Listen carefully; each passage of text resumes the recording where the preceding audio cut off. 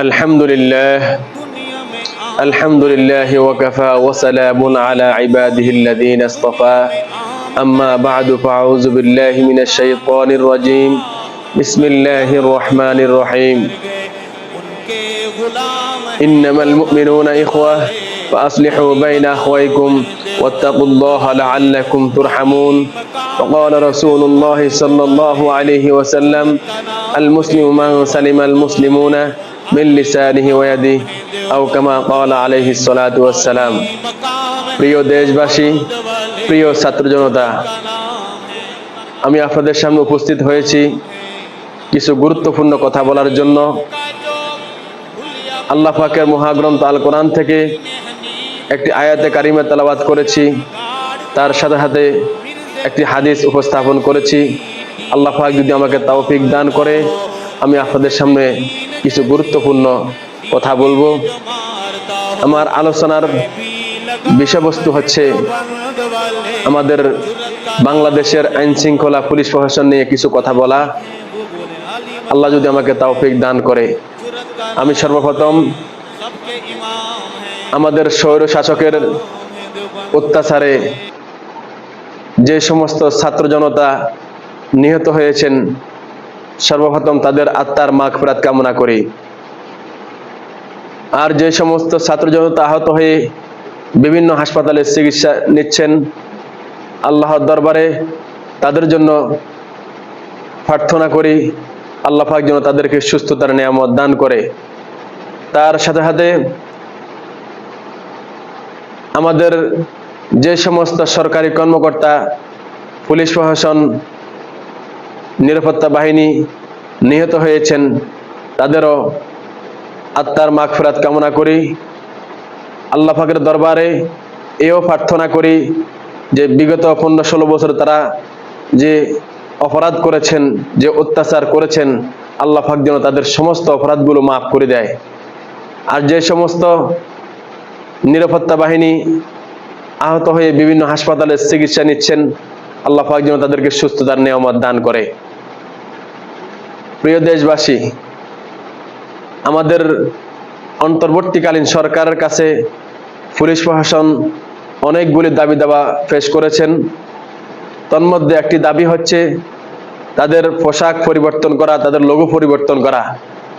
আমাদের অন্তর্বর্তীকালীন সরকারের স্বরাষ্ট্র উপদেষ্টা যিনি দায়িত্ব রয়েছেন ওনারা এটা অ্যাকসেপ্ট করেছেন, গ্রহণ করেছেন, বলেছেন অতি শীঘ্রই তাদের এ দাবি পূরণ করা হবে।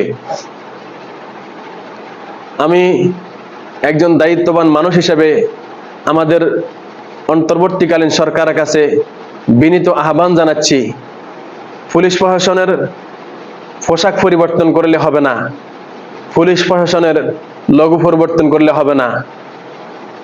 এই প্রশাসনকে বিগত 15-16 বছরে যে দানব রূপে সৃষ্টি করা হয়েছে, যে অবস্থায় আনা হয়েছে পুলিশ প্রশাসনকে, আইন শৃঙ্খলা বাহিনীকে, এই আইন শৃঙ্খলা বাহিনীর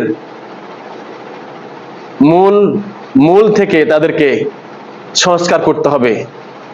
যে সমস্ত উপরস্থ কর্মকর্তা বিভিন্ন অপরাধে জড়িত রয়েছেন, খারাপ কাজে জড়িত রয়েছেন, তাদেরকে অবিলম্বে তাদেরকে চাকরি থেকে অব্যাহতি দেওয়া হোক এবং তার সাথে সাথে তাদেরকে বিচারের আওতায় আনা হোক। আমাদের পুলিশ প্রশাসনকে সৃষ্টি করা হয়েছে জনগণের জানমাল রক্ষা করার জন্য।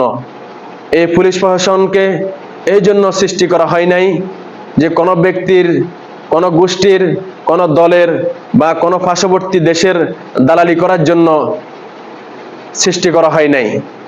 এই পুলিশ প্রশাসনের বেতন হয়ে থাকে বাংলাদেশের জনগণের কষ্ট অর্জিত টাকা দিয়ে তাদের বেতন হয়ে থাকে। তাদের যত কিছু কেনা হয়, অস্ত্র থেকে শুরু করে একটা কলম, যা কিছু এভরিথিং তাদের জন্য কেনা হয়, সবকিছু জনগণের কষ্ট অর্জিত টাকা দিয়ে কেনা হয়। সেই পুলিশ প্রশাসন আমাদের জনগণের মধ্যে, জনগণের উপরে নির্বিচারে গুলি চালায়। এই আফসোস জনগণ কার কাছে বলবে, এই দুঃখ কার কাছে প্রকাশ করবে? এই জন্য আমাদের পুলিশ প্রশাসনকে শুধু পোশাকের পরিবর্তন করলে হবে না, তাদের নীতি নৈতিকতার পরিবর্তন করতে হবে। তাদেরকে বাস্তবিক রূপে জনগণের সেবক হিসেবে তাদেরকে রূপান্তর করতে হবে।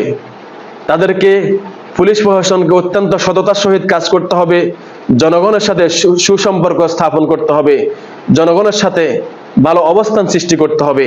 কোনো শত্রুতা সৃষ্টি করা যাবে না। জনগণের সাথে শত্রুতা সৃষ্টি করে কোনো প্রশাসন টিকতে পারবে না ইনশাআল্লাহ। বাংলাদেশের জনগণ দেখিয়ে দিয়েছে সেটা 5 আগস্টের গণ অভ্যুত্থানের মাধ্যমে। আপনারা সবাই আল্লাহর ওয়াস্তে সকল প্রশাসনকে আবেদন জানাই, আপনারা আল্লাহর ওয়াস্তে ভালো হয়ে যান, আল্লাহকে ভয় করেন, জনগণের সাথে ভালো আচরণ করুন।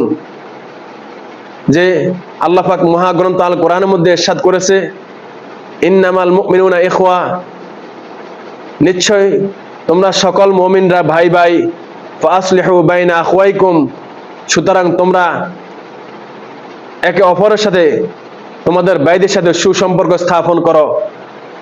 ওয়াত্তাকুল্লাহ, এবং সর্ব অবস্থায় তোমরা আল্লাহকে ভয় করো। লাআল্লাকুম তুরহামুন, যাতে তোমাদের উপর আল্লাহ পাকের রহমত বর্ষিত হয়। আল্লাহ রাসূল হাদিসের মধ্যে ইরশাদ করেন, আল মুসলিমু মান সালিমাল মুসলিমুনা মিন লিসানিহি ওয়া ইয়াদিহি, প্রকৃত মুসলমান ওই ব্যক্তি যাহার হাত এবং মুখ হইতে অপর মুসলমান নিরাপদে থাকে। তো আমাদের আইন শৃঙ্খলা বাহিনী, পুলিশ প্রশাসন, র্যাব বাহিনী, আমাদের সেনাবাহিনী, আপনারা আল্লাহ পাকের কোরআনকে ফলো করুন, আল্লাহ রাসূলের হাদিসকে ফলো করুন। এই আয়াত এবং হাদিস থেকে শিক্ষা নিন, আল্লাহকে ভয় করুন এবং কি ভালো হয়ে যান, সাবধান হয়ে যান, জনগণের সাথে ভালো সুসম্পর্ক তৈরি করেন। আল্লাহ হাফেজ। বাংলাদেশ জিন্দাবাদ।